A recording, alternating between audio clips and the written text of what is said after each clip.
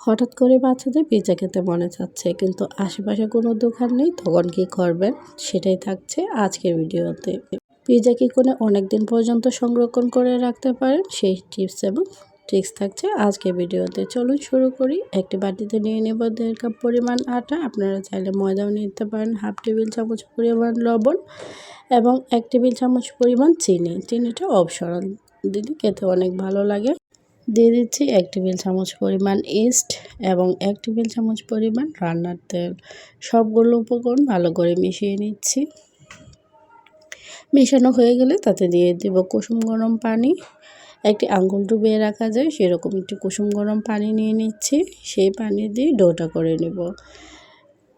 2 থেকে 3 মিনিট পর্যন্ত ভালো করে মাখিয়ে নেবেন। মাখিয়ে 1 ঘন্টার জন্য রেস্টে রেখে দিচ্ছি। 1 ঘন্টা পর দেখুন খামিরটা কত সুন্দর হয়েছে। এখন ভালো করে মিশিয়ে নিচ্ছি। আবার 2 মিনিটের মতো ভালো করে মাখিয়ে নিয়ে একটি বড় সাইজের রুটি বানিয়ে নেব। আপনারা ছোট বা বড় করেও নিতে পারেন। আমি সবটা দিয়ে কিন্তু একটি বড় রুটি বানিয়ে নিচ্ছি। এখন ছোট ছোট বাটি দিয়ে কেটে নিব। রুটিটা কিন্তু একদম পাতলা বা একদম মোটা করলে চলবে না। আপনারা পরে বুঝতে পারবেন আমি কতটুকু করেছি। যদি ভিডিওটি সামান্য পরিমাণ ভালো লেগে থাকে ভিডিওটি শেষ পর্যন্ত কন্টিনিউ করবেন, সবার কাছে একটি রিকোয়েস্ট। তো একটি বাটির সাহায্যে সবগুলো কেটে নিচ্ছি। তো সবগুলো কাটা হয়ে গিয়েছে। প্রথম মনে হয়েছে একটু বড় সাইজ, তাই আবার এটাকে ছোট করে নিয়েছি। সবগুলো একটু ট্রেতে নিয়ে নেব। এখন একটি কাঁটা চামচ দিয়ে উপর থেকে একটু ছিদ্র করে নেব।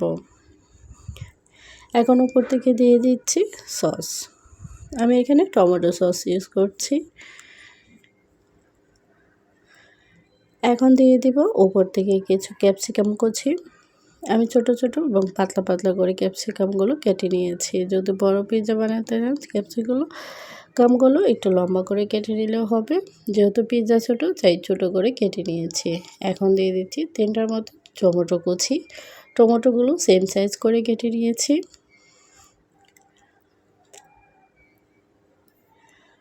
এখন দিয়ে দিব পেঁয়াজ। আমি এখানে ছোট ছোট করে স্লাইস করে পেঁয়াজ কেটে নিয়েছি। এখন দিয়ে দিচ্ছি চিকেন। আমি চিকেনগুলো সামান্য হলুদ এবং লবণ দিয়ে তেলে ভেজে নিয়েছি।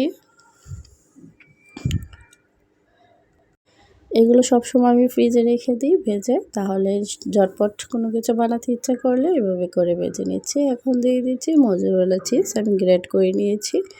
এখন উপর থেকে দিয়ে দেব এবং 1 ঘন্টার জন্য ফ্রিজে রেখে দেব। যখন একটু শক্ত হয়ে যাবে সেই পর্যায়ে ফ্রিজ থেকে নামিয়ে একটি এয়ারটাইট বক্স অথবা জিপার বক্স দিয়েও এটা রেখে দিতে পারেন দীর্ঘদিন পর্যন্ত।